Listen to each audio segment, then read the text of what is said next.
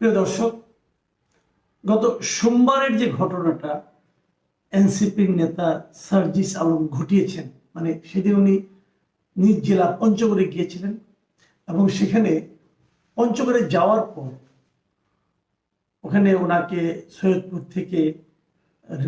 বিমানবন্দর থেকে ওনাকে নিয়ে যাওয়ার জন্য প্রায় শতাধিক গাড়ির যে বহর এসেছিল, সেই বহর নিয়ে বেশ কথা হয়েছে। আমি নিজেও একটা কন্টেন্ট সেদিনই করেছিলাম এবং সেখানে আমিও কিছু প্রশ্ন করেছিলাম এবং পঞ্চগড়ে পৌঁছার পর সার্জিস আলম বলেছিলেন যে আমার যদি কোনো ভুল হয় আপনারা শুধরে দেবেন। তো আমিও সেরকম ভুলগুলি আমার মতো করে দেখিয়ে দেওয়ার চেষ্টা করেছিলাম। ভেবেছিলাম উনি শুধরে যাবেন কি যাবেন না আমি জানি না, বাট আমি আমার মতো আমার দায়িত্বটা পালন করেছিলাম। এরপরে আমরা দেখলাম যে এটা নিয়ে নানা ধরনের প্রতিক্রিয়া। সব প্রতিক্রিয়া দিকে আমি তাকাতে চাইও না। যে প্রতিক্রিয়াটা আমার জন্য মোটামুটি একটু গুরুত্বপূর্ণ মনে হয়েছে সেটা হলো তারই দলে আরেকজন নেতা ডক্টর তাসনিম জারা। তিনি পেশায় চিকিৎসক, একজন বিদেশে অনেকদিন ছিলেন। তিনি জ্যেষ্ঠ যুগ্ম সদস্য সচিব এই এনসিপি। আমাদের সার্জিস আলম হলেন উত্তরাঞ্চলের সংগঠক। তো এই তাসনিম জারা ফেসবুকে, ওনার ভেরিফাইড ফেসবুকে পরের দিন মানে মঙ্গলবার দিন সন্ধ্যায় একটা স্ট্যাটাস দিয়েছেন এবং সেই স্ট্যাটাসটা আসলে সার্জিস আলমকে উদ্দেশ্য করে উনি একটা চিঠি লিখেছেন। সেই চিঠি থেকে আমি আপনাকে কিছু অংশ পড়ে শোনাই, আমি আলোচনাটা পরে করছি। এই চিঠিতে উনি লিখেছেন, আমি হুবহু পড়ছি। আমি এই চিঠিটি লিখছি আমাদের দলের একজন রাজনৈতিক কর্মী হিসাবে, দলের নীতিগত অবস্থান ও স্বচ্ছতার প্রশ্ন থেকে। সম্প্রতি তোমার নিজ জেলায় শতাধিক গাড়ির একটি বড় বহর নিয়ে প্রবেশ করায় জনগণের মনে যৌক্তিকভাবে কিছু প্রশ্ন তৈরি হয়েছে। তারপর উনি লিখেছেন যে তুমি কিছুদিন আগেই প্রকাশ্যে বলেছিলে কোট আনকোট কোট যে আমার আসলে এই মুহূর্তে কোনো টাকা নাই, ধার করে চলতেছি, এটাই হচ্ছে রিয়েলিটি, আমার পকেটে মানি ব্যাগও নাই আনকোট। এই চিঠিটা কিন্তু এই কথাটা কিন্তু আসলেই সার্জিস বলেছিলেন। আপনাদের বিশ্বাস না হয়, আমার কাছে এর মধ্যে কিছু ভিডিও চলে এসেছে, আমি ভিডিও থেকে আপনাদের বরং সেটা একটু দেখাচ্ছি। আপনারা এই ছোট্ট একটা ভিডিও আপনারা একটু দেখুন। এটাই হচ্ছে রিয়েলিটি, যে আপনি আমাদের যারা সমন্বয় বলে যাদেরকে চিনেন তাদের পকেটে হাত দিলে কখনো 2-3 হাজার টাকাও পাবেন না, আমার পকেটে মানি ব্যাগও নাই, কিন্তু আমরা এটা বলতে পারতেছি না কারণ মানুষ বিশ্বাস করে না। ভিডিওটা দেখলেন, এটা দেখে নিশ্চয়ই আপনি বুঝতে পারছেন যে উনি এই ধরনের কথা বলেছেন। তো তারপর এই তাসনিম যারা আরো লিখেছেন যে তোমার এই সাদাসিধে জীবনযাত্রার কথা আমাদেরকে অভিভূত করেছিল এবং জনগণের কাছে আমাদের সংগ্রামকে আরো গ্রহণযোগ্য করেছে। এটা উনি সার্জিসকে বলেছেন। তারপরে উনি ফিনিশিংয়ে বলেছেন, আমি আরেকটা মাঝখানে একটা পারা স্কিপ করে গেলাম। ফিনিশিংয়ে বলেছেন, আমি আশা করি বিষয়টি তুমি আন্তরিকতার সাথে বিবেচনা করবে এবং জনগণের সামনে একটি গ্রহণযোগ্য ও পরিষ্কার ব্যাখ্যা তুলে ধরবে। এতে জনগণের কাছে দলের ভাবমূর্তি আরো শক্তিশালী হবে বলেই আমার বিশ্বাস। তাসনিম জারার এই চিঠিটা পড়ে আমার যেটা মনে হয়েছিল যে উনি কিন্তু একটা খুব গুরুত্বপূর্ণ দায়িত্ব পালন করেছেন। যে উনি ওনার দলের একজন, ওনার জুনিয়র একজন ব্যক্তিকে, দলের ছোট ভাইয়ের মতো মনে হলো, যেটা ওনার কথা শুনে তাকে উনি জিনিসটা ক্লিয়ার করতে বলেছেন। খুব ভালো কথা। আমি এই সঙ্গে তাসনিম জারার একটু প্রশংসাও করছি, আবার তাসনিম জারাকে আমি এই প্রশ্নটাও করতে চাই, আপনি যে কথাটা সার্জিসকে বলেছেন সেই কথাটাকে আপনি আপনার দলের শীর্ষ নেতৃবৃন্দকে বলেছেন? তাদেরও তো এরকম 2-3টে কাজ আমাদের কাছে সন্দেহের উদ্রেক করেছে, আমাদের মনে প্রশ্ন জাগিয়েছে। যেমন ওনারা যখন সেখানে আপনিও ছিলেন, প্রথম যে সমাবেশটা ওনারা করেছেন যে আপনার এই সংসদ ভবনের সামনে বিশাল একটা জাঁকজমকপূর্ণ সমাবেশ, সেই সমাবেশের খরচটা কত হয়েছিল ভাই? এবং সেই খরচের টাকাটা কে দিয়েছিল আপনাদেরকে? তার কোনো হিসাব কি আপনি জনগণকে দিয়েছেন? আমরা তো দেখিনি। তো তখন কি আপনার নেতৃবৃন্দকে আপনি প্রশ্নটা করেছেন যে জনগণের মনে এই ধরনের একটা প্রশ্ন আসতে পারে? জনগণের কাছে দলের ভাবমূর্তিকে আরো শক্তিশালী করার জন্য আমাদের এই হিসেবের ব্যাপারটা পরিষ্কার করা দরকার। কত টাকা তুলেছেন, কত টাকা পেয়েছেন, কত টাকা খরচ করেছেন, কত টাকা আরো আছে, নাকি অপচয় করেছেন, নাকি চুরি করেছেন, এই হিসেবগুলিকে আপনি চেয়েছিলেন? একই রকম প্রশ্ন আমি আবারও করতে চাই যে আপনারা যে ইফতার পার্টিটা করলেন হোটেল ইন্টারকন্টিনেন্টালে, প্রায় ১,৫০০ লোকের ইফতার পার্টি, সেখানেও তো প্রচুর খরচ হয়েছিল, সেই টাকাটাও বা কোত্থেকে এসেছিল? আমি যদি বলি এই দুটো খরচের কোনো হিসেব আপনারা দেননি বলে জনগণের কাছে, সার্জিস ভেবেছে এভাবে খরচ করা যায়, কাজেই সে করেছে, এটাও তো হতে পারে। কাজেই আপনি কারো কাছে প্রশ্ন করবেন, কারো কাছে প্রশ্ন করবেন না, কাউকে বলবেন যে তুমি ট্রান্সপারেন্ট হও এবং অন্য অনেককে বলবেন যে তোমরা ট্রান্সপারেন্ট হওয়ার ব্যাপারে আপনার কোনো মাথা ব্যথা থাকবে না, সেটা কিন্তু ভাই হয় না। আপনি কখনো নীতিবান, কখনো হিপোক্রেট, এটা হয় না। আপনি যে কোনো একটা পথে যান। তারপরেও আপনি একটা প্রশ্ন করেছেন, এটা আমার কাছে খুব ভালো লেগেছে, আপনাকে ধন্যবাদ জানাচ্ছি। এখন আমি পরের প্রসঙ্গে আসি। ঠিক পরের দিনে কিন্তু আমাদের সার্জিস আলম, উনি তো ছেড়ে দেওয়ার পাত্র নয়, উনি এর একটা জবাব দিয়ে দিয়েছেন এবং বিশাল জবাব। এই জবাবটা হলো আমার কাছে সবচেয়ে ইন্টারেস্টিং মনে হয়েছে, এই জন্য আপনাদের সঙ্গে শেয়ার করছি। উনি জবাবটা কি দিয়েছেন দেখুন। উনি লিখেছেন যে, প্রিয় তাসনিম যারা আপু, আপনাকে অশেষ ধন্যবাদ। আপনার খোলা চিঠির উত্তরের পূর্বে দুটি বিষয় বলতে চাই। বেরোতে উনি শুরু করলেন, শুরু করে উনি কি বলছেন যে একজন নতুন করে রাজনীতিতে এসেছে মানে তার পরিবার সহায় সম্বলহীন, অসহায়, নিঃস্ব না। তার মানে উনি এখন বলছেন যে ওনার পরিবার সহায় সম্বলহীন বা অথবা নিঃস্ব নয়। তাহলে ওনার পকেটে মানি ব্যাগও থাকে না কেন? উনি যে দুদিন আগে বলেছিলেন যে আমার পকেটে মানি ব্যাগও নাই। তো উনি যদি সহায় সম্বলহীন না হন, উনি যদি অসহায় না হন, নিঃস্ব না হন, অনেক টাকার মালিক হন। উনি চিঠি একদিকে লিখেছেন ওনার দাদা যে পরিমাণ জমি রেখে গিয়েছেন, যে সম্পদ রেখে গেছেন, ওইটা দিয়ে নিয়ে উনি ইলেকশন করতে পারবেন। উনি যদি বলে থাকেন তো সেক্ষেত্রে তো প্রশ্ন উঠে যে উনি যে সহায় সম্বলহীন নন, তাহলে ওনার পকেটে মানি ব্যাগ থাকে না কেন? নাকি ওটা নাটক ছিল? নাকি ওনার মানি ব্যাগ বহন করার জন্য অন্য লোক থাকে? এটা হলো আরো বিপদ। ওনারা মাঝখানে যে ক্ষমতাবান হয়ে উঠেছিলেন, হয়তো এখনো আছেন, ওনারা চাইলে অনেক ধনাঢ্য ব্যক্তিও তার একজন কর্মচারীকে ওনার পেছনে পেছনে পাঠাতে পারেন যে সে যেন মানি ব্যাগ বহন করে ইয়ের জন্য, সার্জি সালামের জন্য, চাইলেই টাকা দিবে ওখান থেকে। সেরকম কিছু কি হয়েছে? এটা কিন্তু আপনাকে বুঝতে হবে। উনি লিখেছেন যে তার টাকা না থাকতে পারে, কিন্তু তার পরিবার, আত্মীয় স্বজনের তো সেই সামর্থ্য আছে।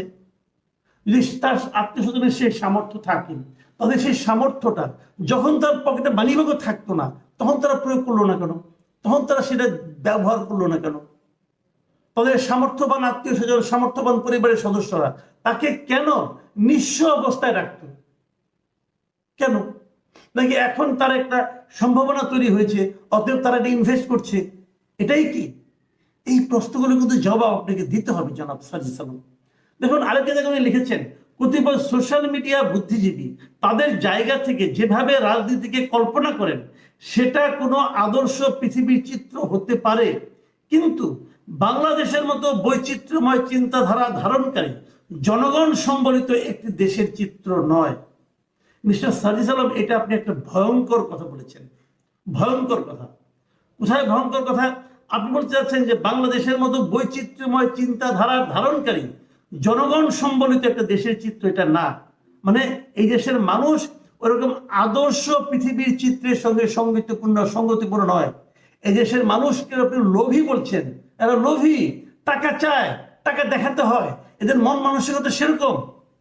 তাই যদি হবে তাহলে বিএনপি আর আওয়ামী লীগ দোষটা কি করলো ভাই? এটা আমার বুঝান তো আপনি। আওয়ামী লীগ বিএনপি এই কাজটাই করছে। আওয়ামী লীগ বিএনপি বোঝানোর চেষ্টা করছে এত বছর ধরে যে যার মাসুল আছে, যার পকেটে টাকা আছে, তার পক্ষে কেবল এমপি হওয়া সম্ভব, অন্য কারোর পক্ষে নয়। আপনি তো সেই গড্ডালিকে প্রবাহে গা ভাসাচ্ছেন। যদি সেই গড্ডালিকে প্রবাহে গা ভাসান তাহলে নতুন বন্দোবস্তের কথা বলেন কেন? কেন বলেন?